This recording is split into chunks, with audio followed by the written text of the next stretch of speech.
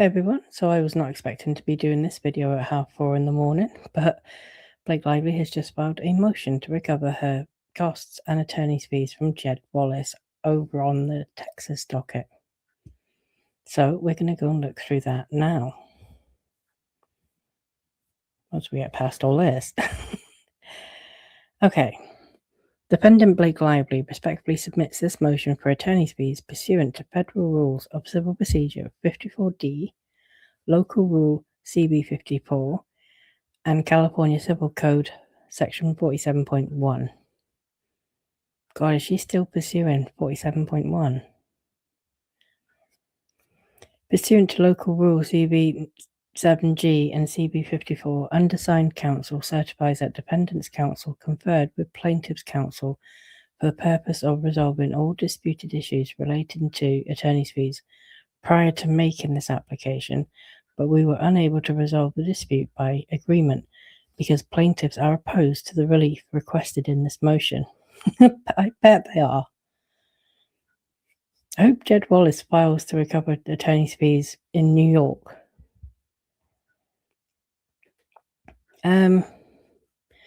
Introduction. This fee motion arises from exactly the kind of retaliatory defamation litigation California sought to deter when it enacted California Civil Code Section 47.1. Plaintiffs brought this action to punish Miss Lively for reporting sexual harassment and retaliation, and for communicating the factual basis of those reports through formal channels, including her protected complaint with the California Civil Rights Department. I mean, really, did Jed Wallace want to punish Blake Lively? How does she even get there? Like, why would he do that? Having forced Miss Lively to defend against a meritless defamation suit in a distant and inappropriate forum, plaintiffs should now be held to the statute's deterrent consequence: payment of Miss Lively's reasonable attorney's fees incurred in successfully defending herself in this litigation. Under Section 47.1, any communication made by an individual without malice regarding an incident of sexual assault, harassment, or discrimination, including retaliation, is privileged, so long as the speaker has, or at any time had, a reasonable basis to file a complaint of sexual assault, harassment, or discrimination, whether the complaint is or was filed or not. Section 47.1 ensures that individuals who experience sexual harassment or retaliation are able to share their experiences with courts, agencies, the press, and others without fear of being sued for doing so. Specifically, Section 47.1 is intended to deter sorry, I'm tired.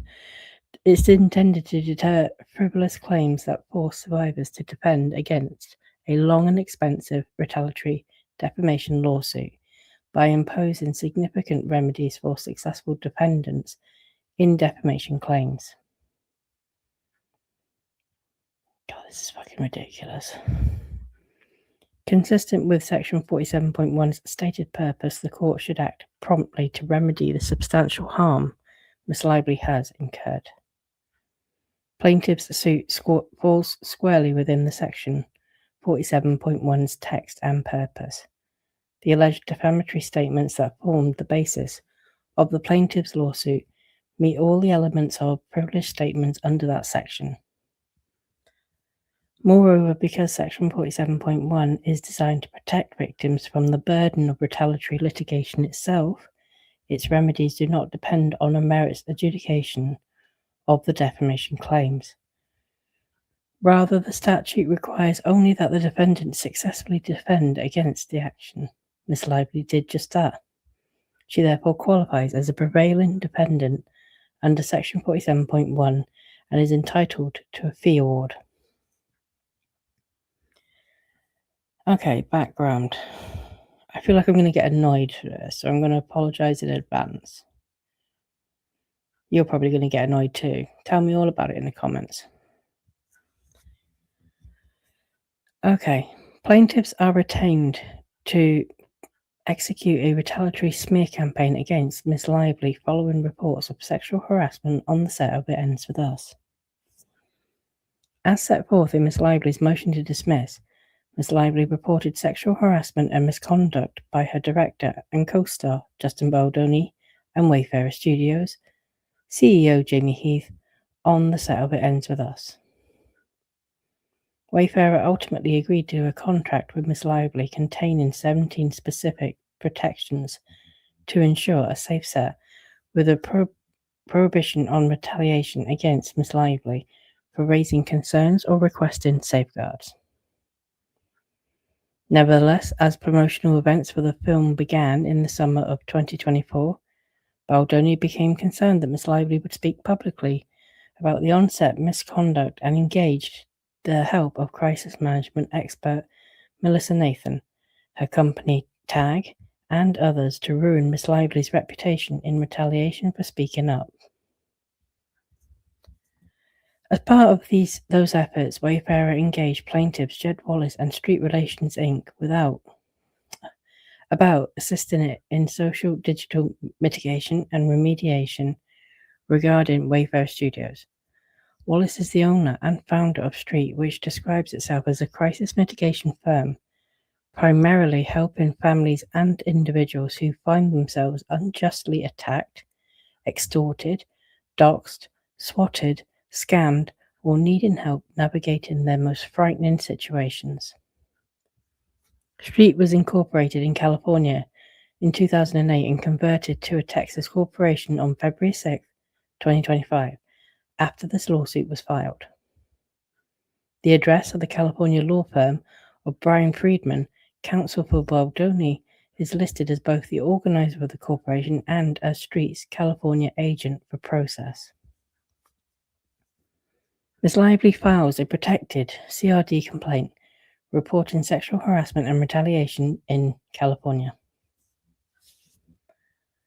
On December 20th, 2024, Ms. Lively filed an administrative complaint with the California Civil Rights Department as a prerequisite to initiating a federal lawsuit consisting of a required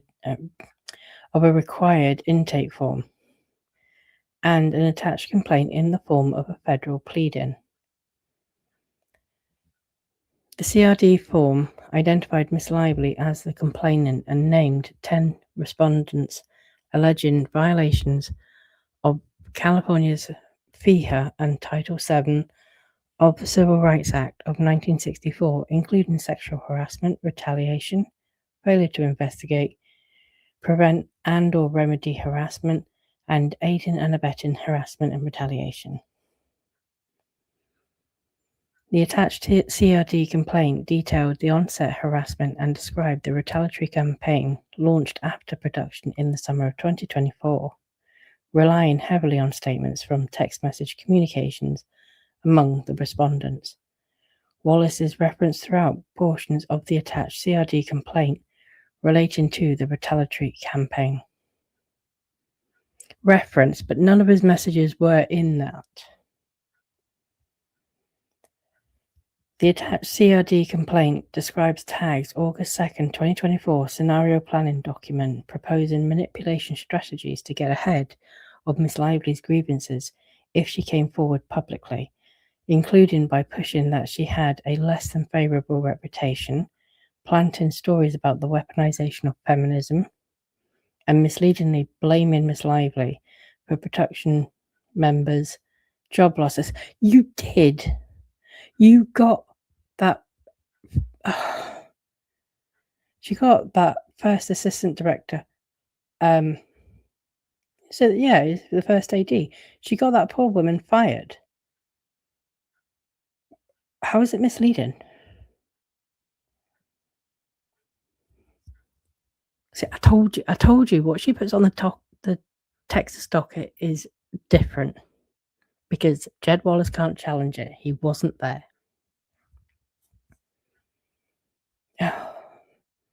Abel and Nathan exchanged messages stating Baldoni wanted Miss Lively to be buried, with Nathan explaining, "You know we can bury anyone." Nathan later proposed services priced up to $175,000 for full Reddit, full social account takedowns, and full social crisis team to engage with the audiences in the right way and start threads of theories, emphasizing that the work would be untraceable. By August 7, 2024, TAG and plaintiffs were already executing social combat strategies, including proactive fan posting to counter negative threads and social manipulation. On August 8, 2024, Abel noted a request for Wallace to take more serious action on the social side after an online post criticizing Baldoni was circulated. The next day, Wallace reported that "we are crushing it on Reddit," and TAG personnel celebrated having confused people with mixed messaging. On August 10, 2024, TAG reported that they were starting to see a shift on social, due largely to Wallace and his team's efforts to shift the narrative. TAG and Nathan continued directing negative online content about Baldoni to Wallace and his team for handling and response. Plaintiffs initiate litigation in California following publication of the CRD complaint and a New York Times article reporting on its contents. On December 21, 2024, the New York Times published an article titled "We Can Bury Anyone Inside a Hollywood Smear Machine," reporting on the CRD complaint. 10 days later, plaintiffs, along with other respondents named in the CRD complaint and represented by Friedman, filed suit against the New York Times in California State Court, alleging defamation and asserting that the article falsely accused them of orchestrating a retaliatory PR campaign. The complaint identified Street as a California corporation.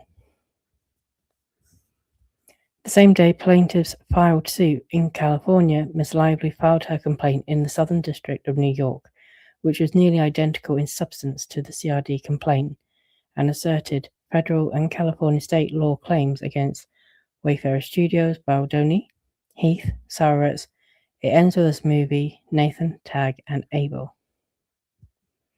On January 16, 2025, the New York Wayfarer defendants other than TAG filed a separate action in the New York court asserting defamation claims against Ms. Lively and others based on allegations that the CRD complaint was rife with lies and doctored evidence. On January 31, 2025, the New York Wayfarer defendants filed an amended complaint in the New York litigation, adding New York Times as a party. Plaintiffs file this frivolous defamation action against Ms. Lively in Texas. On February 3, 2025, the parties to the California action, including plaintiffs, dismissed that case. The very next day, plaintiffs initiated this action in Texas, asserting a defamation claim and seeking declaratory relief to obtain issue preclusive effect against claims they anticipated Ms. Lively would file in the New York litigation. Ms. Lively moved to dismiss the original complaint. Rather than respond, plaintiffs filed the amended complaint asserting defamation and defamation per se claims based on Ms. Lively's protected statement in the CRD complaint, and allegedly identical or similar statements made in Texas. Plaintiffs alleged defamation based on the CRD complaint's overall gist and quoted 2 paragraphs describing Wallace's role in the retaliation campaign. Ms. Lively moves to dismiss the amended complaint and the court dismisses the action for lack of personal jurisdiction. On May 16, 2025, Ms. Lively filed a motion to dismiss the amended complaint on multiple grounds, including improper venue, lack of personal jurisdiction, and failure to state a claim for defamation. She further argued that the allegedly defamatory statements in the CRD complaint were protected by the fair report privilege, the litigation privilege, and California Civil Code, Section 47.1, which protects communications made without malice regarding incidents of sexual assault, harassment, or discrimination. The court granted the motion on November 12, 2025, concluding that plaintiffs failed to establish that Miss Lively was subject to this court's personal jurisdiction. Although plaintiffs have appealed from that order, the court has yet to enter final judgment on a separate document under Rule 58. Okay, legal standard. Federal Rule of Civil Procedure 54 provides that a claim for attorney's fees and related non-taxable expenses must be made by motion unless the substantive law requires those fees to be proved at trial as an element of damages.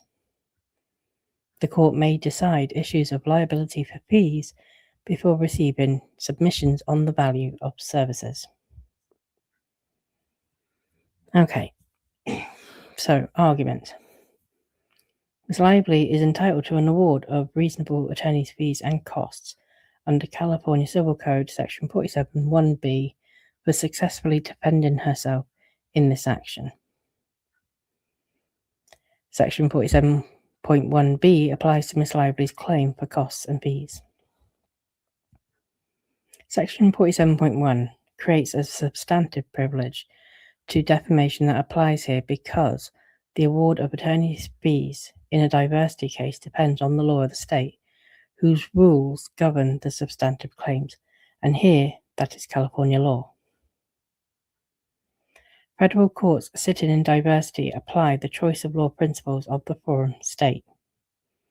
Because Texas has no fee shifting statute analogous to California Section 47.1, there is a conflict between California and Texas law as to Ms. Lively's entitlement to attorney's fees, and therefore the court must consider which state's law applies.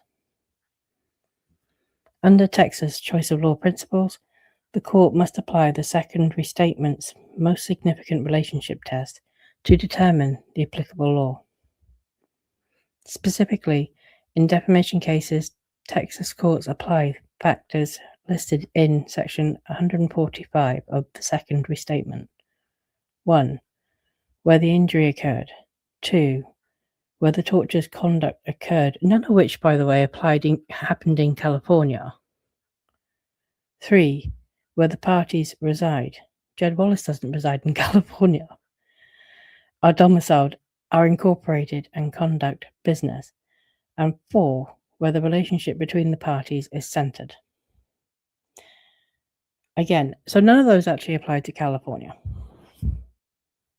But she's going to argue they do. Those principles weigh heavily in favor of applying California law to plaintiff's defamation claim and the accompanying Section 47.1 privilege. First, the conduct causing plaintiff's purported injuries took place in California. What?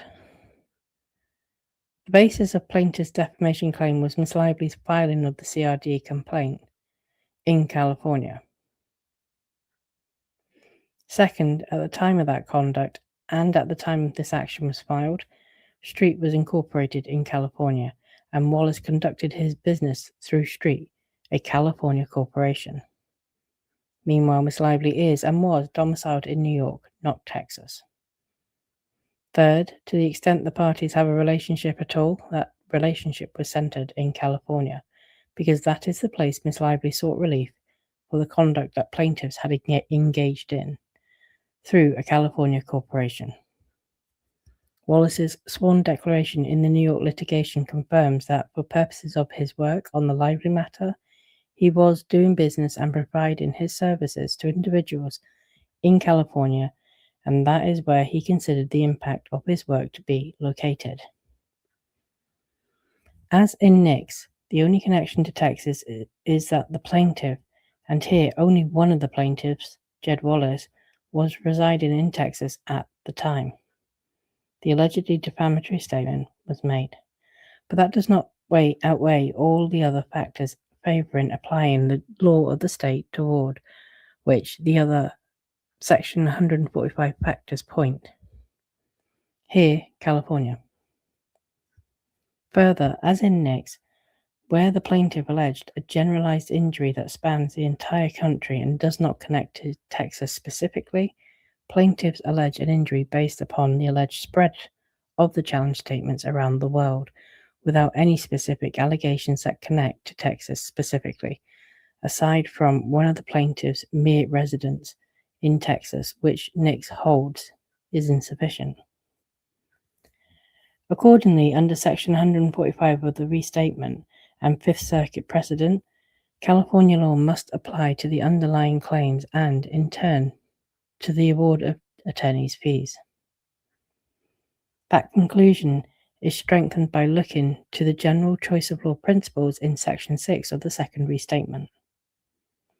If the purposes sought to be achieved by a local statute or common law rule would be furthered by its application to out-of-state facts, this is a weighty reason why such application should be made. California enacted Section 47.1 to clarify and codify existing law in direct response to repeated attacks upon individuals who report sexual harassment and to provide a strong remedy to disincentivize retaliatory litigation. Section 47.1 thus provides immunity against claims that seek to hold individuals liable for speaking out about their experiences with sexual harassment and related claims, including retaliation and aiding and abetting, whether in a legal proceeding, to the press, or otherwise.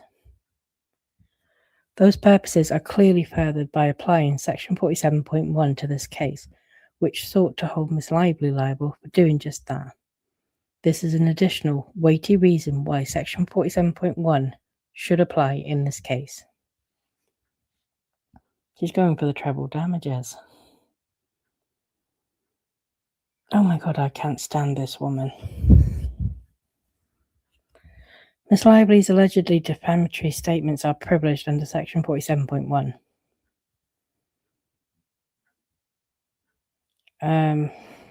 Okay.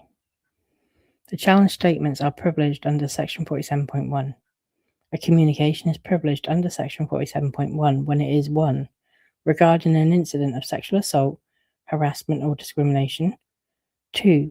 Made without malice, and 3. Made by an individual that has, or any time had, a reasonable basis to file a complaint of sexual assault, harassment, or discrimination, whether the complaint is filed or not. Each of those elements is easily satisfied here. Under Section 47.1, a covered communication is defined as any factual information related to an incident of sexual assault, harassment, or discrimination experienced by the individual making the communication, including 1. An act of sexual harassment by a director or producer under Civil Code Section 51.9, and 2. An act of workplace harassment or discrimination, failure to prevent an act of workplace harassment or discrimination, aiding, abetting, inciting, compelling, or coercing an act of workplace harassment or discrimination, or an act of retaliation against a person for reporting or opposing workplace harassment or discrimination. Plaintiff's allegations against Ms. Lively indisputably rest on such communications. In fact, each and every statement that plaintiffs identified as defamatory relates to incidents of sexual harassment or retaliation experienced by Ms. Lively. This action was accordingly a defamation action brought against Ms. Lively for making a communication that is privileged under Section 47.1. It really pisses me off because he sued her for defamation because that New York Times article lumped him in with Baldoni and Heath and implied that he had also sexually harassed Blake Lively. It did not make it clear that he had not done that. I'm not, separate the retaliation for a moment. And I still can't see how she gets to him wanting to punish her. There was literally no motive. He was hired to do something. I can't see how she can establish a motive for him to want to punish her. But just on the sexual harassment itself, when I read the New York Times, I thought he was being accused of sexual harassment. It was very misleading, and that is why he sued her. I can't believe she's putting him on the hook now for treble damages. Miss Lively's allegedly defamatory statements were made without malice. Yeah, right. The challenge statements were also made without malice. Under California law, once a statement is shown to fall within a privilege, which these communications do, it is the plaintiff's burden to allege and prove that the statements were made with malice, and are therefore unprivileged, which is an element of the underlying defamation claim.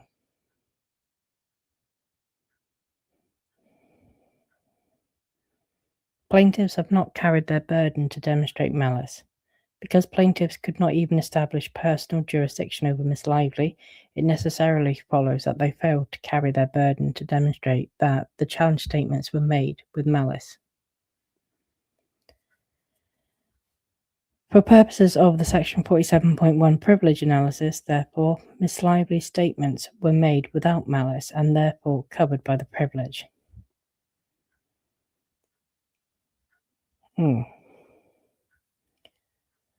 That's an interesting argument for her.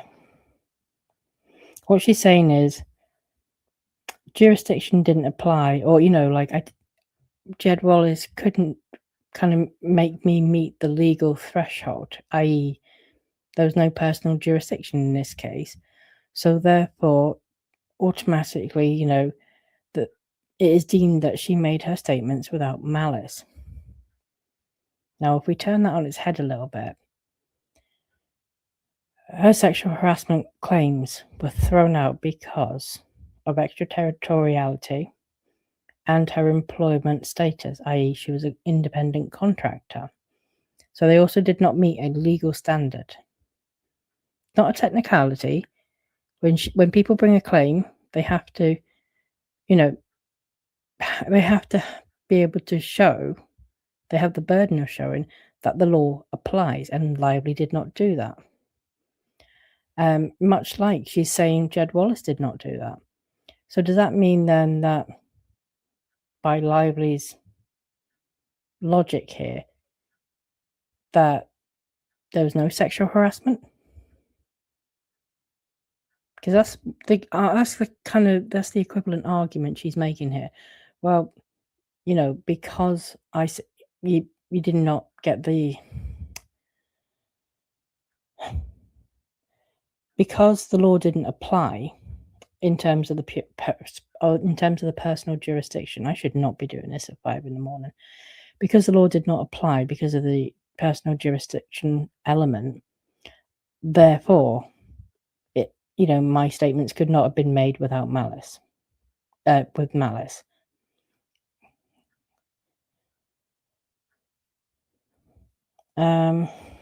Okay. In any event, plaintiff's own pleading confirms that Miss Lively's allegedly defamatory statements were made without malice. Although neither Section 47 nor Section 47.1 define malice, courts applying Section 47 have relied upon California Civil Code Section 48A's definition of actual malice as the governing standard. Section 48A defines actual malice as a state of mind arising from hatred or ill will toward the plaintiff, and clarifies that a good faith belief on the part of the defendant in the truth of the libelous publication at the time it is published shall not constitute actual malice. Here the CRD complaint attached by plaintiffs themselves to the amended complaint illustrates that at the time of the challenge conduct, Miss Lively was in possession of documentary evidence implicating plaintiffs in a retaliation campaign targeted at her. For example, Miss Lively cited texts reporting that we've also started to see a shift on social due largely to Wallace and his team's efforts to shift the narrative toward shining a spotlight on Blake and Ryan. In another instance, one individual responded to a negative story about Baldoni, stating that we flagged to Wallace and his team for more serious action on the social side. Plaintiffs do not allege that these texts are false, fabricated, or inaccurately attributed to them. To the contrary, they admit that they were working for TAG at the time on social digital mitigation. Miss Lively's reliance on those text messages, which were not only credible but in fact implicate plaintiffs in the retaliatory campaign against her, demonstrates that she had a good faith belief in the truth of her allegations. The SDNY court that reviewed a similar allegation of actual malice against the New York Times rejected it based on precisely these documents. Nor do plaintiffs even deny that Ms. Lively reported harassment in good faith. How the fuck would they know? How would they know? Nor do plaintiffs even deny that Ms. Lively reported harassment in good faith, rather than targeting plaintiffs out of ill will or hatred. Instead, the amended complaint attempts to split hairs by arguing plaintiffs could not have participated in any harassment or retaliation because they were never on the set of the film or otherwise involved in its production. That argument ignores Ms. Lively's specific factual allegations supported by documentary evidence, showing plaintiffs participated in a retaliatory smear campaign after filming concluded. Jesus. That plaintiffs were not present during filming or part of Wayfarer's production is irrelevant, as Ms. Lively has never levelled any accusation that plaintiffs had a connection to the film's production. Do you know, it's just... I mean, basically now she's saying, well, you know, I believed I was sexually harassed on the Wayfarer set. So anyone who is hired now as an independent contractor could potentially be sued because of my reasonable belief. You know, like, if they say something, you know, like, I don't know, we disagree with her, or they post something on social media saying, oh, yeah, no, but from what I heard, she was a complete arsehole. Then that's going to be retaliation. I don't understand these arguments that she's making. I understand them, but I don't agree with them. It's always bothered me that she's tried to implicate Jed Wallace especially for the Section 47.1. Like, the guy was nowhere near any sexual harassment, and I think it's such a stretch that she's even trying to argue retaliation and framing it as him wanting to punish her. He'd never even met her. Why would he want to punish her?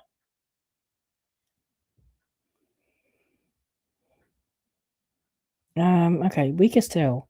Plaintiffs suggest that Ms. Lively's efforts to seek discovery from Wallace in Texas demonstrate that Ms. Lively lacked a good faith basis to make the challenged statements. That position is absurd. If anything, Ms. Lively's attempt to obtain more discovery to further develop the substantial facts supported by documentary evidence underscores the absence of malice, not the presence of it. Indeed, plaintiff's position would turn the entire American legal system on its head. Plaintiff's assertion that Ms. Lively purposely turned away from discovery of Wallace is also meritless. As explained at length in Ms. Lively's motion to dismiss the amended complaint, Ms. Lively was never able to serve Wallace and withdrew the Rule 202 petition in Texas only after Wallace repeatedly evaded service, opting instead to add plaintiffs to the New York litigation. The guy was having a heart attack. He wasn't evading service.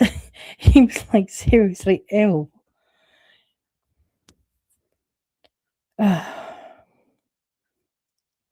most, the amended complaint alleges that Ms. Lively used ambiguous group pleading that left a reasonable reader with the impression that all causes of action were attributable to all defendants, including plaintiffs. Yes, and that's what you filed Rule 11 sanctions motion for, against all Wayfarer defendants. Even if accepted as true, ambiguous pleading is a far cry from actual malice. Oh my God, she argued that it was in New York. I said I was going to get upset. The amended complaint offers no plausible basis to infer that Miss Lively made the challenged statements with a state of mind arising from hatred or ill will toward the plaintiff, rather than with a good faith belief in their truth. Miss Lively had a reasonable basis to file her complaints. Finally, to be protected by Section 47.1, the Speaker need only have, or at any time had, a reasonable basis to file a complaint of sexual assault, harassment, or discrimination, whether the complaint is or was filed or not. In other words, the privilege under Section 47.1 attaches regardless of whether a complaint is ever filed, and no matter to whom the communication is published. As the California legislature explained, the protections would apply to individuals who, after relaying any factual statement, whether in the form of a formal complaint or a statement outside a formal proceeding, such as to a media outlet, are sued for defamation. It is self-evident that Miss Lively had a more than reasonable basis to report her workplace concerns during production and to file her complaints both with the CRD and the New York litigation, and the amended complaint provides no plausible basis to conclude otherwise. As set forth above, Miss Lively's complaints were grounded in detailed factual allegations, contemporaneous documentary evidence, and third-party communications reflecting a coordinated retaliation campaign following her reports of sexual harassment. Nothing in the amended complaint plausibly suggests that Miss Lively fabricated her allegations, acted out of animus, or lacked a reasonable basis to come forward. To the contrary, the amended complaint confirms that Miss Lively invoked a formal legal processes and pursued discovery consistent with her obligations as a complainant and litigant. That conduct falls squarely within the core protections Section 47.1 was enacted to provide. Miss Lively successfully defended herself against plaintiff's claims. A prevailing defendant in any defamation action brought against that defendant for making a communication that is privileged under Section 47.1 is entitled to their reasonable attorney's fees and costs for successfully defending themselves in the litigation, plus treble damages for any harm caused to them by the defamation action against them, in addition to punitive damages available under Section 3294, or any other relief otherwise permitted by law. So there we go, she wants treble damages. Now, this case is exactly the kind of retaliatory defamation action Section 47.1 was enacted to deter, and its fee-shifting provision applies here. Miss Lively was the prevailing defendant in plaintiff's defamation action under Section 47.1b because she successfully defended herself in the litigation. Although no court has yet interpreted Section 47.1's fee-shifting provision, the California Supreme Court has held in the analogous anti-SLAPP context that a defendant who prevails on jurisdictional or other non-merits grounds is nonetheless a prevailing party entitled to fees.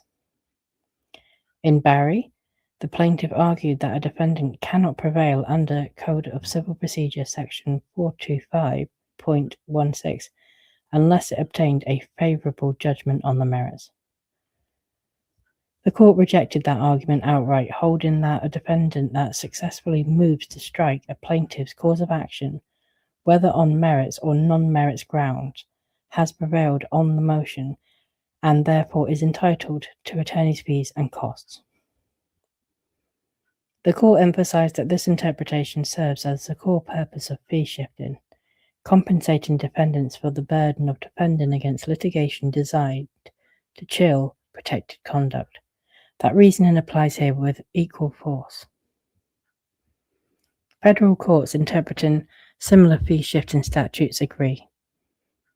A favorable ruling on the merits is not a necessary predicate to prevailing party status.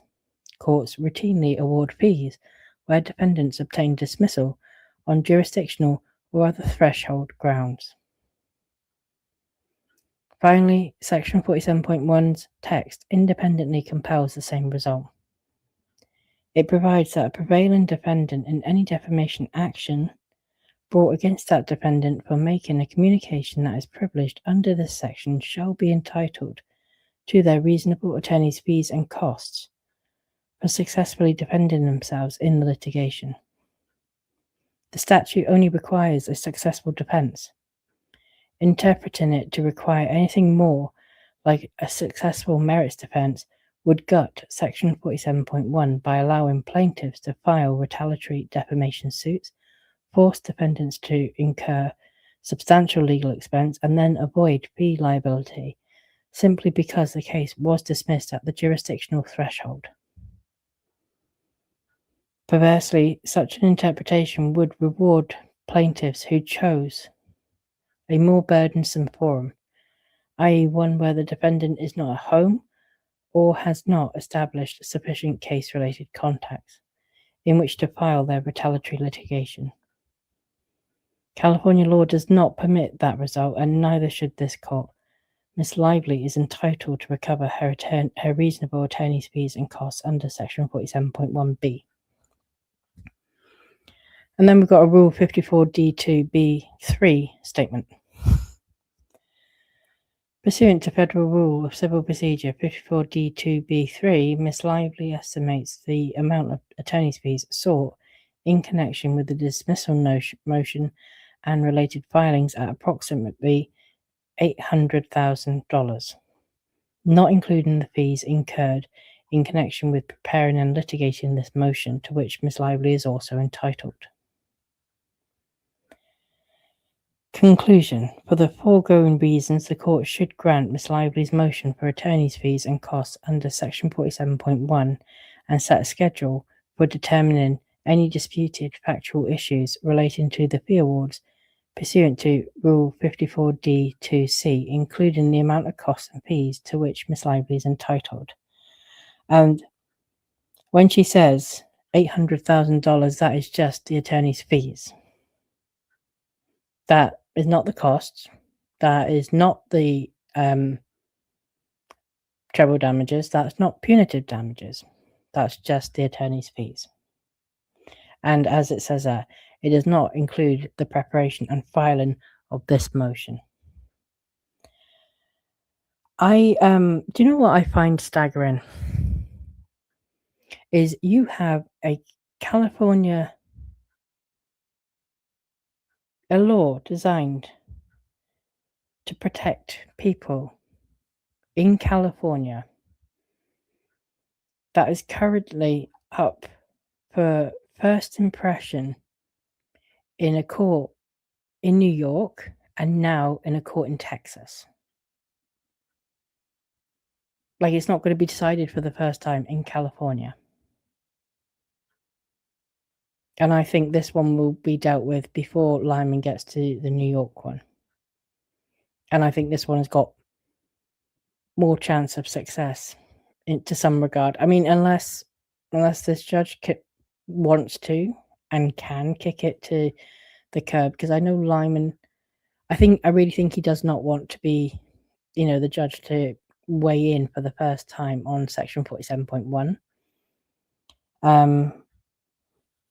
I would be surprised if this judge wanted to do that either, but she has prevailed technically. I'm really staggered by this. I don't want to really go into too much because I'm really gonna have to sit and think about this. It's always stunned me that she has been, kind of levying Section 47.1 against Jed Wallace.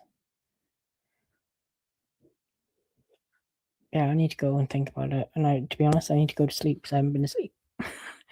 But yeah, there we go. So, bombshell breaking news. Lively is pursuing the 47.1 remedies against Jed Wallace in Texas.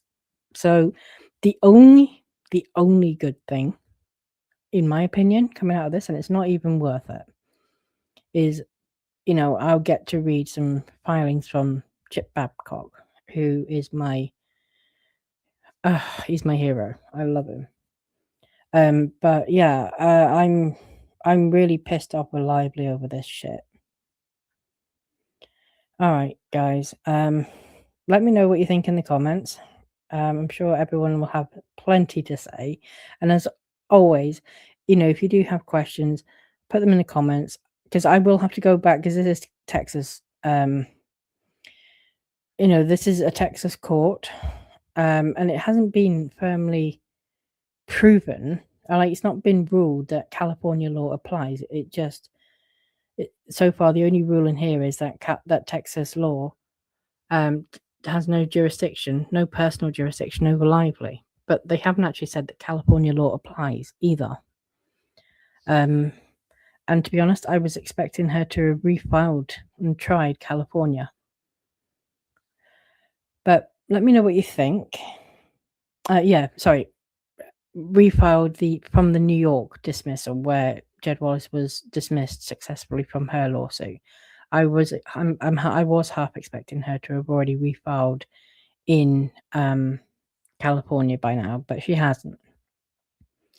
So yeah, let me know if you have got questions because I will have to go and look up. Yeah, I'm gonna have to think about this one. All right, guys.